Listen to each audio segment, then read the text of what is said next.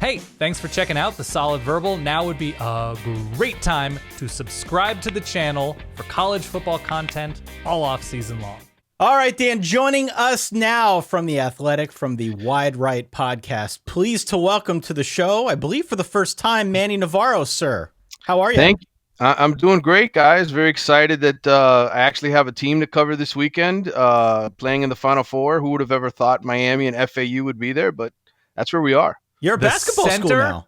The center of the basketball universe, the Sunshine State. Who knew, right? I mean, Nova Southeastern wins the D2 title. Now you got a chance that the Sunshine State takes home the D1 title. I mean, we are a basketball state. That's the right word to say it. Beautiful. Well, we appreciate your time. Look, we're doing our Year One Debrief series. We've had a lot of requests to talk Miami. Miami's very interesting for a multitude of reasons, which I'm sure we'll discuss here. 5-7 last season, did not make a bowl. By the numbers, the best team that Miami beat last season was Southern Miss. If you believe the SP Plus, they were 75th best in the nation. They gave up far more big plays than they created. They were a terrible team to bet on. Manny, I can only imagine how frustrating it was to be a fan of the Canes. We're going to get into all of those reasons why, hopefully in a bit, but let's start here. We've been starting here with all of our guests. A through F, if you are grading out year one of the Cristobal era, how would you grade it? You know, I gave him a D-, and the only reason he didn't get an F is because he recruited his butt off and got a top 10 class to still buy in, despite how horrible they looked on the field. I think, that's really what he had to do, was come in here and start raising the level of talent. You look at the NFL production for Miami, it's obviously petered off from what it was during its glory days. And yes, they've had two recent first-round picks in Jalen Phillips and Gregory Rousseau, but that's basically it. And if you look at the NFL rosters these days, there's not a lot of Hurricanes out there. Were you surprised by how poorly it went? I was. I didn't think he'd come in here and miss a bowl game, especially not with Tyler Van Dyke as his quarterback. I thought for sure this offense would still be able to generate some points, but Tyler clearly got banged up, and the defense was a lot worse than I thought they would be. I didn't think Kevin Steele would come in here with his pedigree and run a defense that gave up so many big plays. It felt like every Saturday, but they did. They just kept getting beat on deep balls and big plays, as you guys mentioned. And it was really disappointing because you thought, okay, at the very least, they'll get to a bowl game in Mario's first year. They'll have a little bit of momentum. And instead, the end of the year was just sort of a gigantic sign that said, you got to get a bunch of guys out of here and hit the transfer portal hard. Yeah. Well, look, the obvious question is why? Why did this go the way it did? Because, look, there was so much steam on the Cristobal era starting about him coming back home. We know now that he's turning the page on both the offensive and defensive fronts. Josh Gad is fired. Kevin Steele leaves, starting over with Shannon Dawson, Lance Guidry, respectively, on offense and defense. What's unclear from the outside as we look back on 2022 is how much of what we saw out there was related to coordinator issues, how much was related to injuries or personnel mismatches, right? Or how much was Mario related? How much was just the head coach? Usually it's a combination of the three when you're talking about a 5-7 team, but can you give us a sense for what that pie chart looks like from your standpoint? Yeah, I think, obviously Mario's the head man, and he's going to always take the bulk of the blame. It's his job to come in here and hire the right kind of people. I think his problem was, he was on the other side of the country for the last several years at Oregon. And I think as much as people may have thought, well, he's coming back home to Miami, he's going to know exactly what buttons to push and things are going to work precisely the way he wants them to. I really think he had no clue how bad this roster really was.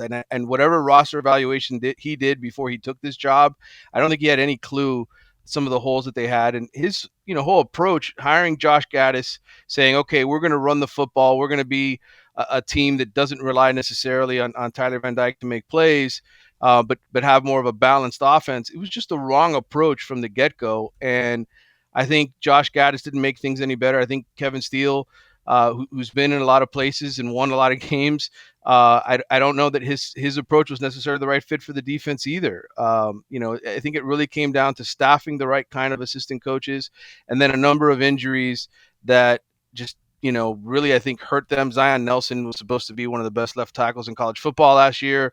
They rushed him back following surgery.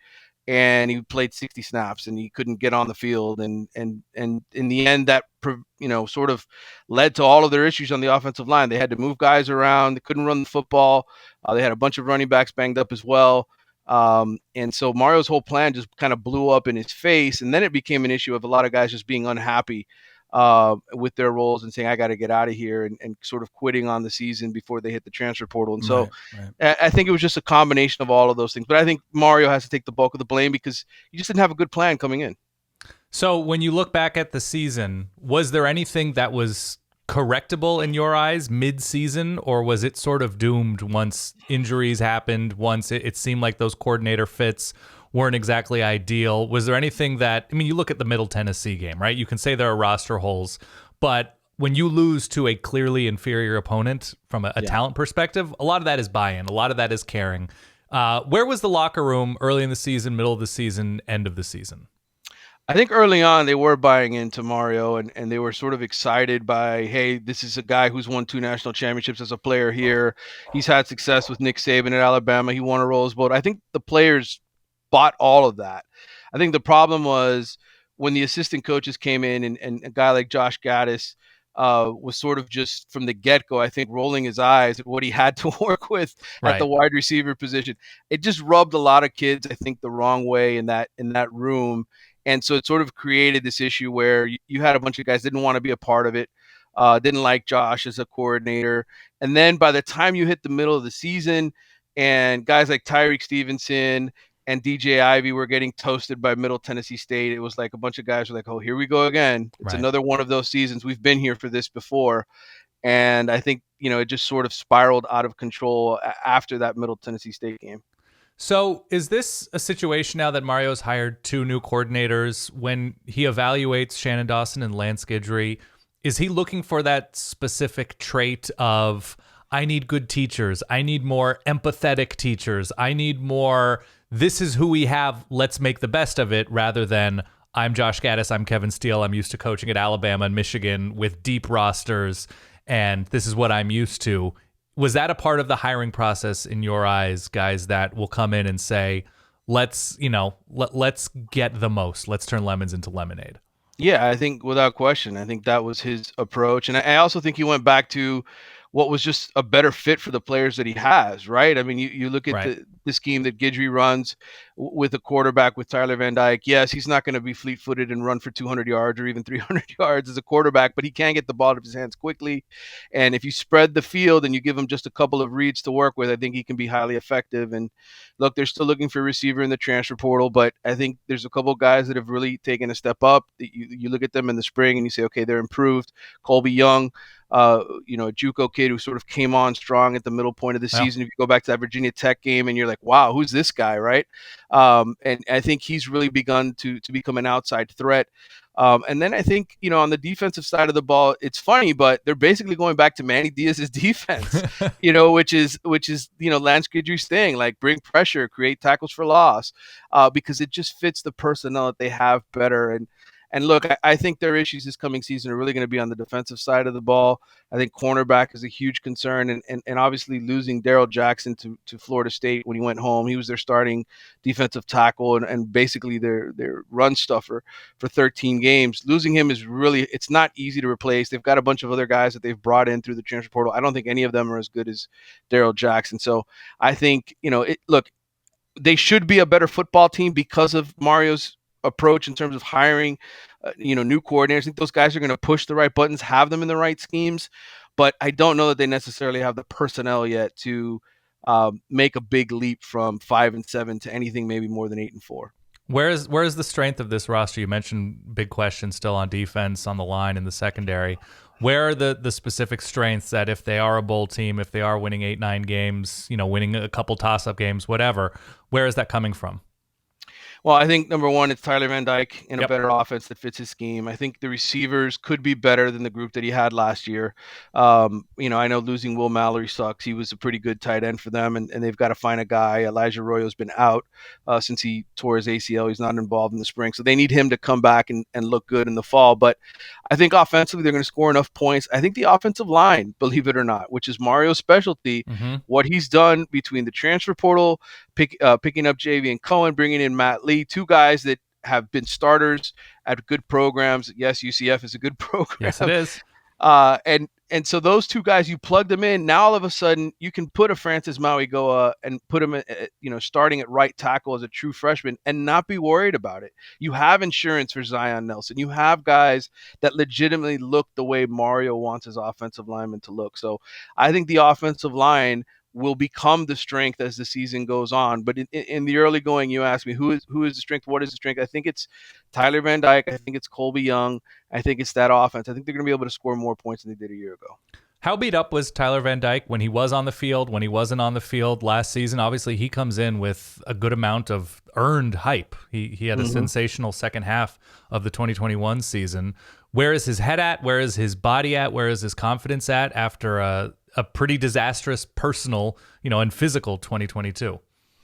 Yeah, I think physically he's just really getting back to where he wants to be. He told us at the start of spring football that if he had to play a game tomorrow, he'd probably be at 80 or 90%. Wow. Which kind of makes you say, well, okay, he was pretty beat up all of last year. Look, you go back to the end of the season, playing with that injured shoulder. He shouldn't have been out there, but that's Tyler trying to help his team go to a bowl game, right? Trying to salvage something. He's a really big time competitor. I think he's going to be a good player for Miami this year. But again, he needs more help at the wide receiver position. He probably needs a running back to emerge here. I don't know that they have a true number one running back. Henry Parrish is, to me, sort of a nice complementary back.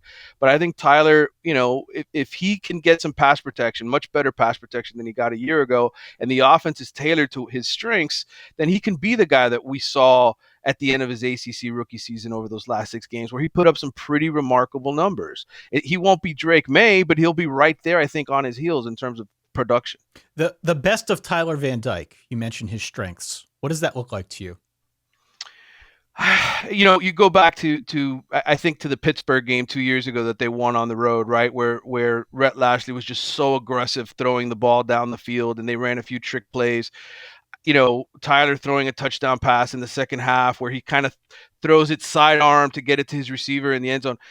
Tyler, when he's in an offense that he really just enjoys playing, and he kind of, you see a different attitude, you see a different sort of demeanor. And I think their goal in hiring Shannon Dawson from Houston was to just bring a guy who can work with the kind of quarterback that Tyler is and bring out the best in him. I think he's got to get rid of the ball quickly. I think he can't, he's not the kind of guy who can sit there and survey the defense. It's 1 or 2 looks, get rid of the ball fast, and then let your receivers go out there and make a play. But he's got excellent touch down the field. He's got some real good arm strength. I think at his best, he's probably a day 3, day 2 draft pick. I think he can be that kind of guy. Was there ever any concern that he might transfer? Yeah, I think so. I think Notre Dame was an option that I think he was looking at. I think there were some other schools that he was interested in, and he was sort of sitting back and waiting to see what Mario was going to do in terms of upgrading the offensive line and getting him some receiver help. It's just the way college football operates now, right? I mean, everybody's sort of looking for their best option, their best fit to help them get to the NFL. And I think once Notre Dame had their quarterback, it was sort of an over and done with situation, and he was fully committed to coming back. Question Manny, about okay, sorry. Go ahead, Dan. No, go ahead. I want to say just on that topic with Tyler Van Dyke and Mario Cristobal, and as an Oregon alum who pays a lot of attention to Oregon, I'm pretty familiar with Mario Cristobal, and some of the criticism he received at Oregon was fingerprints on the offense, right? Yeah. That this is through sheer force of will. We are going to be a downhill running team. We will throw it, but our identity is going to be, out tough everybody in the trenches. And that's probably the way he runs his program, right? Sheer force of will and recruiting and the way he operates behind the scenes, which has been largely very successful for him. Do you get the sense that he is self-aware? Do you get the sense that he needs to lean into his strengths? And while he was the offensive coordinator at Oregon, you have Justin Herbert, who surprises everybody with how prolific he is in the NFL because he was it seemed constrained at Oregon. Do you think there is an evolution of mindset, or does that storyline, is that not based in reality? It's a great question. I think look, the results were so bad in year one. I think he had no choice but to make the changes that he made. Now, the question is, will he stick with it, right? Like if this team turns things around, they go 8-4, let's say, right? And he gets a really good recruiting class. Is Mario going to revert to the guy who wants to get into a rock fight every single game? Right. Yes, I think so. I think if this offensive line really blossoms and they get some good running backs or a kid like Trevante Citizen, who he's super high on, gets healthy, I think they're going to be a balanced at best in terms of passing, a balanced offense. He just likes to run the football. Right. That's who he is. He wants to win rock fights. He wants to win the physical battle up front. So I think for now, these changes, building the offense around his quarterback, making them throw the football, that's out of necessity. We will really know what Mario Cristobal does long term, I think, in 2024 when we're on the back end of Tyler Van Dyke's career and he's gone and he's got to figure out who the next quarterback is. Manny, I want to zoom out for a second because the popular school of thought is that a coach is only as good as the administration backing him. As you know, Cristobal came in under unusual circumstances, right? With the booster class sort of running the operation. It was kind of like an NIL deal, to be honest with you. I know there has been a commitment on behalf of the university to beef up its commitment, beef up its investment in the football program. Has there also been a commitment to just beef up the administration and stabilize that side of the equation? What does that look like? Well, that's why Dan Radakovich was brought in, right? I Sure. mean, he's been around winners at LSU and Clemson, and I think he's just sort of the right guy at the right time for them. They're building this $300 million football facility. They're going to break ground in the fall, and so to me, I think they're taking all of the steps. Miami's never operated this way before, and I keep waiting for somebody to pull the rug out from underneath my feet and be like, no, we're that cheap private school again, right? That's counting every nickel. But they swear to me that as long as this thing gets headed in the right direction and there's some improved attendance, that there's no reason they're going to back out. They want football to succeed. They know that that's their brand name right now, and it's always been, right? When you think of the University of Miami, besides the beaches, you've always thought about the football team. It's just the way it is. And as much success as Jim Larinaga has had, the basketball team is just not embraced the way the football team is across the country. So this is their meal ticket. They're invested in it. Now, if Mario Cristobal goes 5-7 again next year, and we're having this conversation again about another, sort of disaster in terms of hires and people being the wrong fit, then I don't know where we'll be. But I tend to think that things are going to work out. The ACC is not a monster conference by any stretch. Right. I think Mario can win 8 games and get another top 10 recruiting class. So if the implication is now that the athletic department is running in a more regimented style, right? Mm-hmm. What did it look like before? It looked like an athletic director that would go to the administration and say, can I have some money? I'd like to help my head coach hire some better assistant coaches. And the answer was always, well, we'll give you enough to maybe hire an offensive coordinator and maybe we'll help, bring in a new DC this year, but you guys are basically on your own. And that's the way it operated. And the thought process was, we don't need the best facilities because we're in South Florida. We produce NFL players every day. We just got to convince them to stay home. And obviously college football has changed tremendously since Miami last won. And finally, what happened was you had a school president who got under a little bit of pressure. And you had a guy like Rudy Fernandez who was right underneath him saying, look, I was here when the Orange Bowl was full and this program was winning national championships. You want to invest some money in football. That's the way you help yourself out here in this presidency, and you get some people to like you. And so I think that's been the motivator to get things rolling here in terms of giving money to football and really backing it the way that it should have been backed. Well, you mentioned the change in college football. What is the state of Miami NIL? Well, I think John Reese, I spoke to him last night, and obviously, he's poured in, I think, between $12 to $14 million within these first year and a half in terms of NIL deals. Most of the football team is on the payroll for Life Wallet. Good. You've got 4 of the starting 5 on the basketball team. Look, more and more people are giving money now. They see that things are improving. They've seen what the basketball team has done.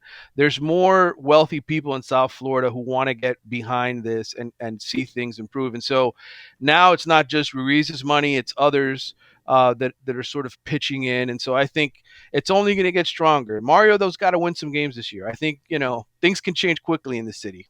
So you look back the last few Miami coaches, and talent acquisition has never really been the huge issue, right? You mentioned being in South Florida and the dearth, the huge amount of talent in that area of the country. What is different? What is different now? Like, what is signing a top 10 class for Mario Cristobal? How does that look at all different than Mark Richt signing a top class, than Manny Diaz signing a top class, than Randy Shannon signing a top class? What is the difference here? Well, I think the difference is Mario's not just relying on in-state talent, and I've covered high schools in this city, in this area for 25 years, and I can tell you that the players aren't as good as the ones that used to be around, and yet there's more and more 4 and 5 stars every single year in the ranking, and I'm kind of scratching my head. I think Mario's going to recruit more nationally, and if you look at some of the kids that were part of this class, yes, they came in and were seniors at Bradenton IMG Academy, but they were on the other side of the country. Riley Williams was on the other side of the country in Oregon. Francis Mauigoa was on the other side of the country. So I think you're going to see Miami recruit nationally, and they're going to go after big-time kids. And that's what you've got to do if you want to be Alabama or Georgia or anybody else. You can't just sort of recruit your own backyard, which is what I think Manny Diaz and Mark Richt did. They thought they kind of bought into what everybody around them was saying, right? Just keep some of the best kids at home and you'll be fine. And that formula doesn't really work anymore in the game. Where is it worse? Where is South Florida talent worse? Is it, at large size dudes? Is it at quarterbacks? Where has it changed? Because this is a conversation that I think also happens at a place like USC, that the talent level in Southern California and on the West Coast is nowhere near where it was when Pete Carroll was coaching. So what's the difference locally?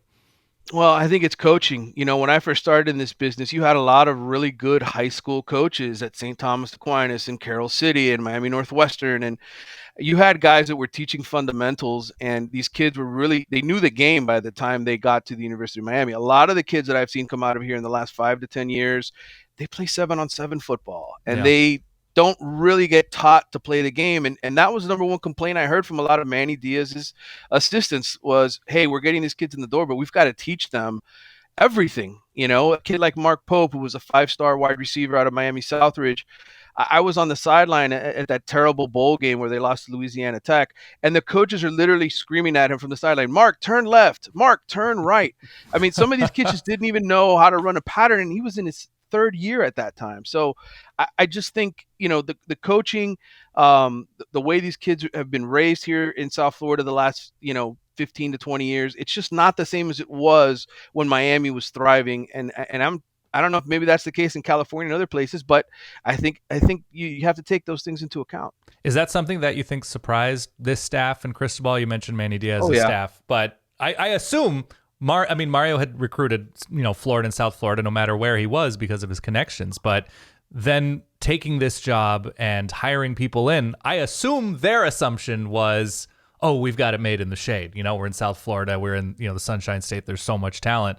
Was that like a, sit back in your chair like, oh, it's not like we expected? Yeah, I think Mario really, when he walked in the door and he saw what he had to work with at Miami, he was sort of floored. He really didn't know, okay, I need to go other places to get off. There are no offensive linemen here that I like. There are no playmaking wide receivers that I really like. I think it was sort of one of those moments where he was like, what have these guys been doing here for the last 5 or 6 years, right? And so he was floored. He didn't come out and say any of that stuff publicly, right? But I think internally that was an issue. And look, that's why I'm saying he's recruiting nationally. He's not going to just sort of stick to the old formula. He's going to Georgia. He's going to other places, Louisiana, Alabama, and he's getting better football players, and it's going to take time. I mean, you don't. This doesn't happen overnight for Miami. I think at a place like USC, obviously you bring in a Heisman winning quarterback and you have a tremendous offense. Maybe it flips really quickly. But I think down here in the Southeast, the way Mario wanted to run things with big offensive linemen and balanced, sort of attack, it just wasn't going to turn around that quickly. He didn't have the linemen, didn't have the players to play the style he wanted. So it'd be easy for a program that has the lows that it did last season, that maybe behind the scenes, you talked about the locker room already, What is the state of where the coaching staff is in terms of gelling with each other and being on the same page and, not letting egos get in the way and figuring out recruiting and everybody's role doing, as much as they need to do? Is everybody kumbaya behind the scenes? Well, it wasn't that wasn't the case at all last year. Right. There was a lot of internal strife, a lot of guys who didn't like each other, a lot of guys who were used to winning and having better players to work with. I think this group that he's brought in now, it's just a hungrier group of coaches. Lance Guidry, how long was he, trying to maybe get back to this sort of Power 5 level, right? To put himself in position to become a head coach again after some of the off the field troubles that he had run into years ago. Shannon Dawson had been at Houston, Dana Holgerson and West Virginia, but really, when was he ever really the man, right? When was he sort of the guy? This is an opportunity to come in and run a power. So there's a different mindset, I think, among the coaches and the assistants. Look, he's brought in a lot of different guys. Derek Nicholson, the new linebackers coach, he's a much younger, hungrier coach than Charlie Strong is, who's at the end of his career. So I think it's a better fit for the type of players they have right now. Will Mario stick with those kind of coaches, the young, hungry coaches, in 3 years when he's got the roster he wants? I don't know. I think at that point we may see him go after, the older, more veteran coaches who he probably thinks are better tacticians. But I think for right now, for what he has, this is the group that he likes. And I think, for the most part, these guys are happy. They're in a situation they haven't been in before. They're at Miami. They feel like this is their opportunity to help themselves out in their career and maybe taking the next step after this. How far away is the roster? Obviously, you can reconstruct things much quicker with the portal. But yeah, if you were to give Mario Cristobal truth serum, how far away would he say it is? I think he probably thinks it's 2 years away. I think defensive line and cornerback are two major areas that you need an influx of talent. I think defensive line is going to be the main focus of this next recruiting class. He's got to get some guys that can cover. I don't know that he has any on this roster right now. He's got some good safeties, but I would say, rush ends, defensive tackles, and cornerbacks have still, ways to go. And receiver. You look at what Alabama and Georgia are and Ohio State. It's those guys that can take it 70, 80 yards, right? It's the big play dudes. And I don't know that there's enough of those here. So I would say at least 2 years away from winning the ACC and potentially getting into a playoff. Yeah, I was going to ask what the viewpoint is internally of the ACC, because you keep mentioning Georgia, Alabama, major schools in different conferences as the benchmark for where Miami wants to go. What's the viewpoint on how winnable and the state of the ACC where it is right now with, I won't say a down Clemson, but I think a more vulnerable Clemson as we've seen these past couple years, with Florida State ascending, but not anywhere near perfect at the moment, and a lot of other decent but flawed schools. Is this a situation where Miami can not be where it wants to be and still win big because of their schedule? I don't think they're ready to beat Clemson or Florida State. But I certainly think they could probably win every other ACC game on their schedule. NC State has been a pretty decent program here the last few years, but is NC State markedly better than Miami? No. Is North Carolina markedly better than Miami? No. They've just kind of got a couple guys that could beat them. And but to me, it's one of those coin flip games. Again, I think a lot of it's going to come down to health. I think Miami's probably 7 deep on the offensive line in terms of guys that Mario really likes. Can those 7 guys get through the season together? Can they, block the way that Tyler Van Dyke needs them to block? Can they find that other receiver to complement Colby Young? Those are the kind of things that I think make a difference between them winning 8 games and pushing a Florida State or a Clemson and being able to beat them. Those are all the issues, mainly for me, it's all on defense. Yeah. And if you ask any college football fan about any college football team, before they talk about the present, a lot of them might talk about the future. And so who is Miami's quarterback of the future? Right? What is the quarterback situation? Obviously, they get a verbal commitment from Jaden Rashada, and that whole saga plays out. But it doesn't look like there is a clear answer moving forward, and there seems to be for a number of top teams. What does the future of quarterback look like at Miami? It's really hard to say right now because I think Mario, in a perfect world, probably wants a quarterback who can make plays with his legs and not just sit in a pocket all day and throw it. I think in his mind, in his offense, a kid like Jakari Brown, who's the backup right now, Right. takes a step forward and becomes a Cam Newton type player and really helps Miami get to the next level. If you were to ask me, who do I think will be the quarterback next year when Tyler's gone? I would say Emory Williams is probably a better fit if they're still running the same scheme. And if Jakari Brown doesn't take the next step, he's got to improve as a passer. But again, with the transfer portal and everything else out there, that quarterback may just not be on the team right now. It may be somebody who hits the transfer portal and Mario's able to convince to come down here and run the kind of offense he wants. But right now, I would say, I think from what I've heard anyway, that Emory Williams is probably the better fit long term for what kind of offense they're going to have for this season. But Jakari Brown, to me, is the kind of kid who can become a special talent and take Miami places. Is there an extra amount of pressure at this point? Obviously, when you have the type of losing season that Miami does, you're going to feel an immense amount of pressure if you're Mario Cristobal.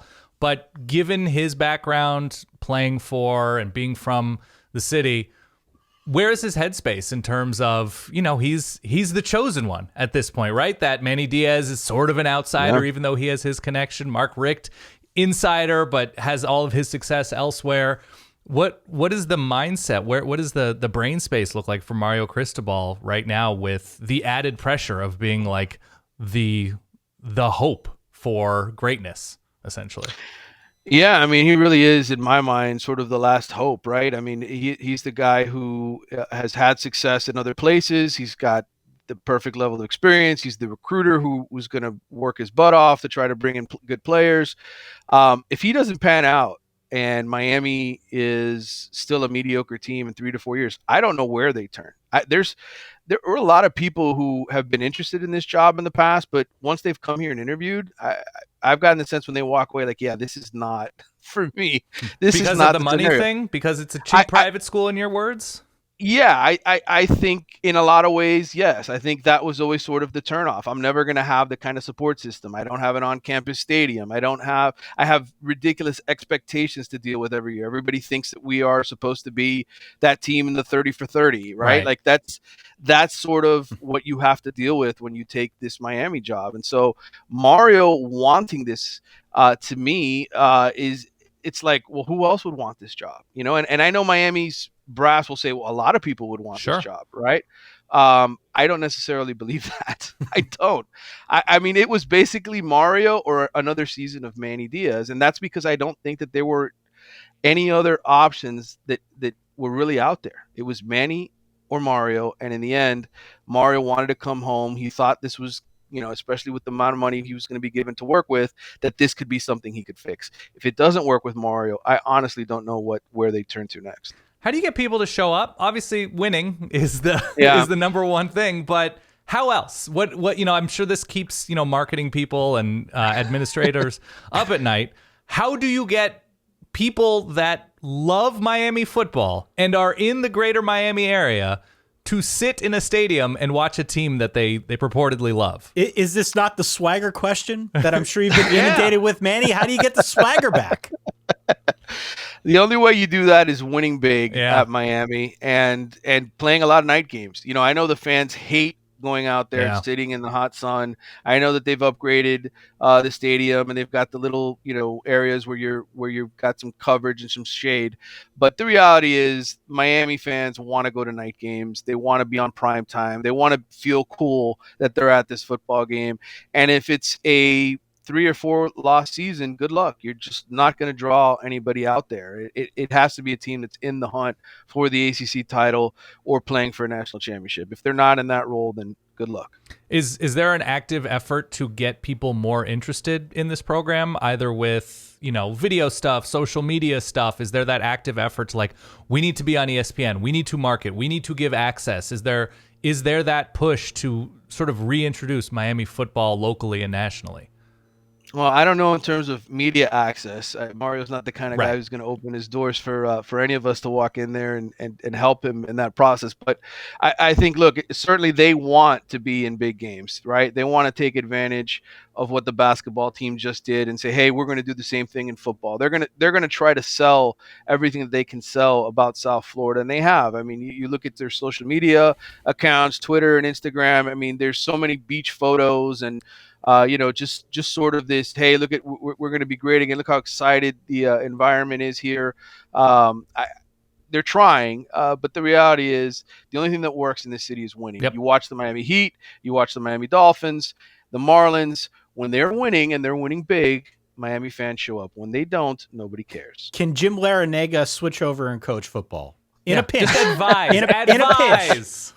I would love to see Jim dance after a football game. Yeah. That would be entertaining for us for sure. Look, I hope they win this weekend. That would be unbelievable, an unbelievable story that Miami wins a national title in basketball before the football team does, right? Who would have ever imagined that? I don't know. I hope maybe I should talk to Jim about that and make the suggestion. I suggested to Jimmy Graham years ago that he should play football, and he listened to me. And look what happened. So to Jimmy smart. There you go. Wise. Manny Navarro of The Athletic, of the Wide Right podcast. It's a pleasure to finally get you on the show. We've read so much of your work over the years, so keep up the good work. We'll have to touch base soon here as we get a little bit closer to the season.